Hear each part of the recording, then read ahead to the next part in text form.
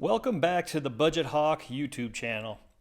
Today I'm going to go over with you a budget, a 2024 budget from July to November. And the reason why I didn't do the whole year is because that's going to be a lot of numbers and it'll overwhelm a lot of people. This is probably already overwhelming some people that are watching this, seeing all these numbers. But please bear with me.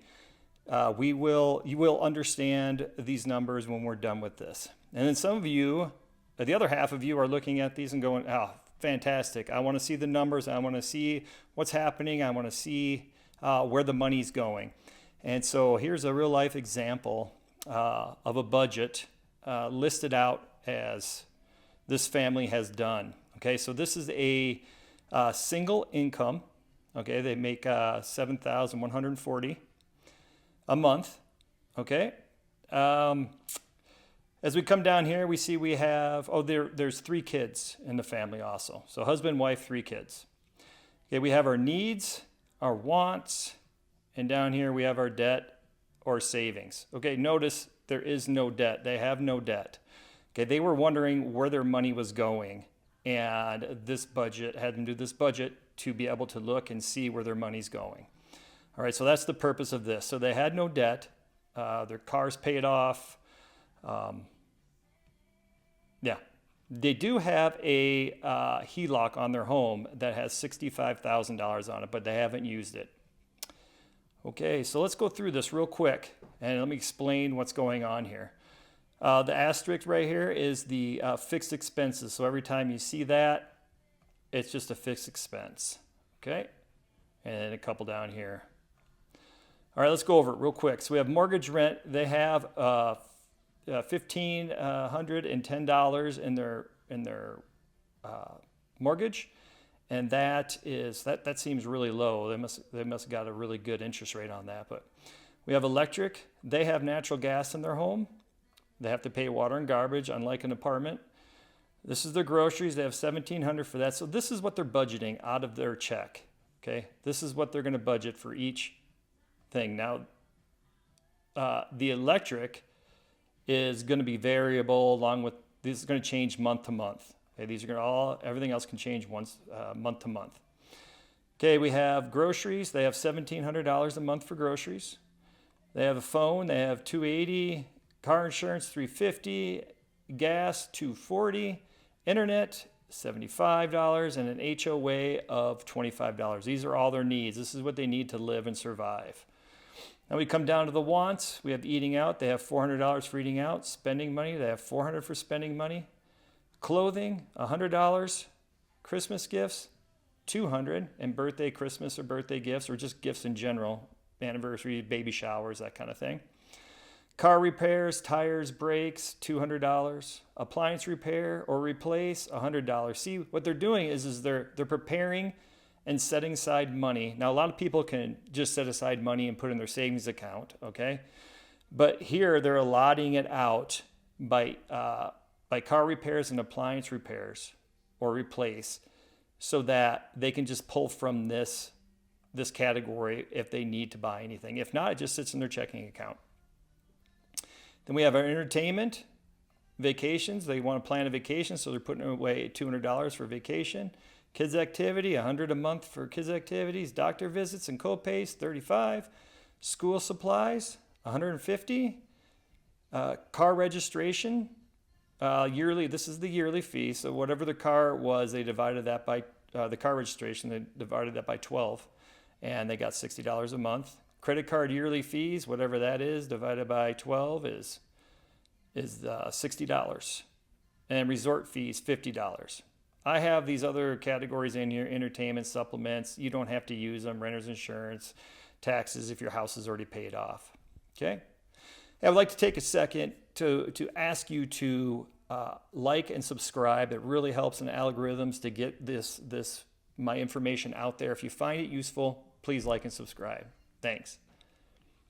Okay, we're going to go down here to savings real quick. And their income minus all of these expenses is $455 of cash flow. So that we just have going in a savings account. They have going in a savings account right now. And again, they're not using the HELOC, so it's just sitting there. All right, so we're going to go up here. So this is July. This was July. Okay, so the budget, this is what they budget at the beginning of the month. This is what they've actually spent at the end of the month. So if you notice, they spent less than what they made, or what they've allotted for the budget, for the categories. Okay, they spent less. We can go through and look at some of them. They have 1,700. They only spent 1,485. These were the same. Right here, gas, they didn't drive as much as they anticipated they would drive, so they have money left over. This category is the money that's available in each category at the end of the month, after all their expenses are out. So notice they have 417 in their needs left over. Okay, that just gets transferred over to the next month. Okay, that's all this does here. So the pink is the available money. The yellow is the budget. The green is actually what you spent that month. And then the pink is what's available. All right. Go down here and just kind of look at some of these. We have eating out. They ate out. We spent $350 on it. That leaves them $50 left over. That rolls over, as you'll notice over here. So 400 plus 50 would be 450, but they spent 210, so that leaves them down to 240. Okay?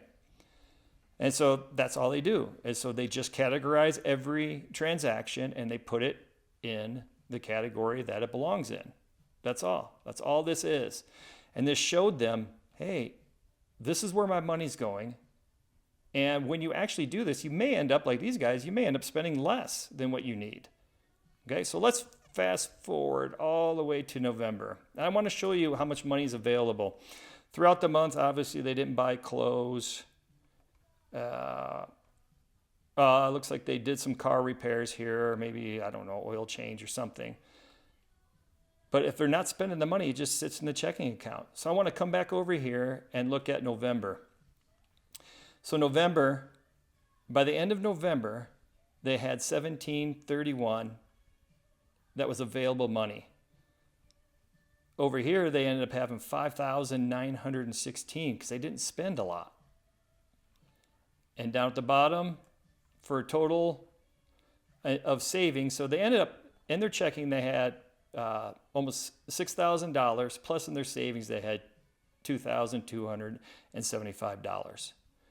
So this is an effective way to budget, effective way to show you where your money's going, to keep track of it, to get excited. So what happens to get excited about how much money you actually have when you track it and you understand where it's going? So let's look at some of this as far as if you overspend in a category. So if we overspent in eating out one month, let's see if they did it all. They may have overspent in eating out, or how about spending money?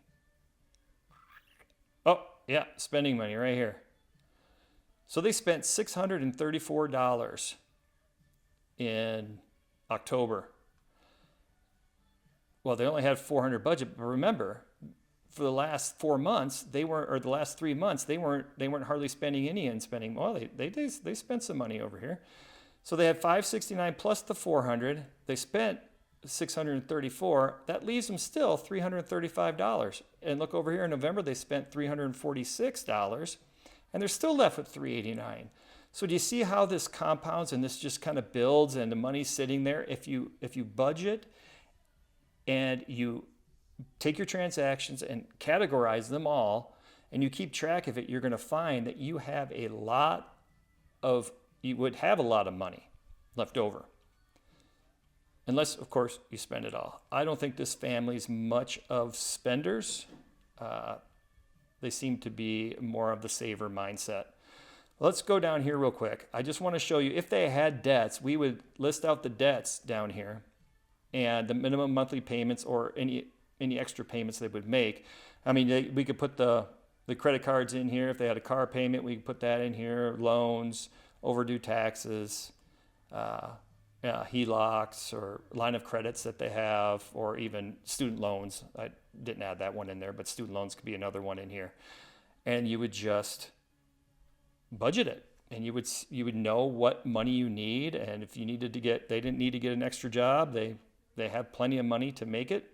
Now, if they want to invest and do different things, they're only left with $455.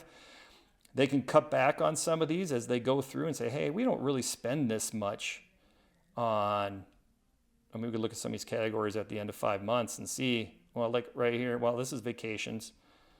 Like this one right here, what is that? That's school supplies. So they're overcompensating for school supplies. And they could take some of that and throw it in their savings, or, put it in a different category. So instead of having 150, maybe knock that down to 75 and put the rest in another category, let's say vacations, or kids activities. Doesn't look like they have anything for that either. So or just save it or invest it.